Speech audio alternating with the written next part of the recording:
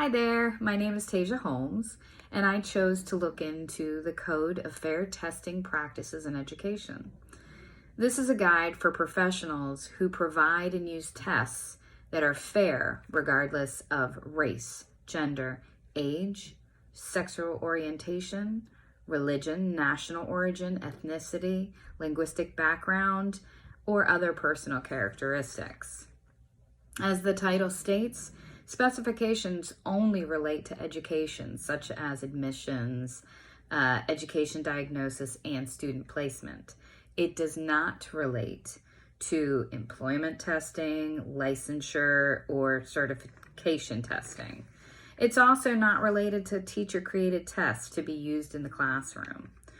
This code is broken into two areas: the test developer responsibilities and the test user responsibilities. And there's no surprise here, as it's logical that both the test developer and the user would have a responsibility to the test taker. So there's four main areas the code provides guidance: developing and selecting appropriate tests, administering and scoring tests, reporting and interpreting test results, and finally, informing test takers. All of these areas relate to the 8 modules that we specifically studied this semester. So with developing and selecting tests, the code covers a great deal of necessary information on the test developer side, including the importance of validity and reliability, and that the tests or assessments actually meet its intended purpose. As our text states from 521, from the user side, it's imperative that the test users are able to evaluate the argument for validity made by a test developer and determine that it's sound for the test taker. It was a bit surprising that the creators of the code felt it necessary to ask that developers avoid using offensive content or language. I don't know, one would think that it would be a given in a professional environment.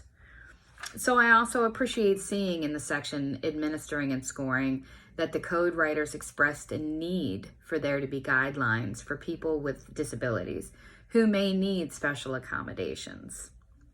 I also found it interesting and of utmost importance that there was a section for going back and correcting errors that may impede the interpretation of scores, then communicating those corrections immediately to either the test user or the test taker.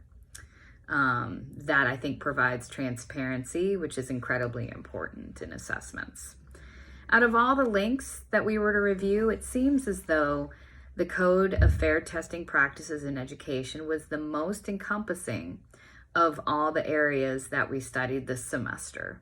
So I appreciate you listening. I hope you all have a wonderful morning. Thank you.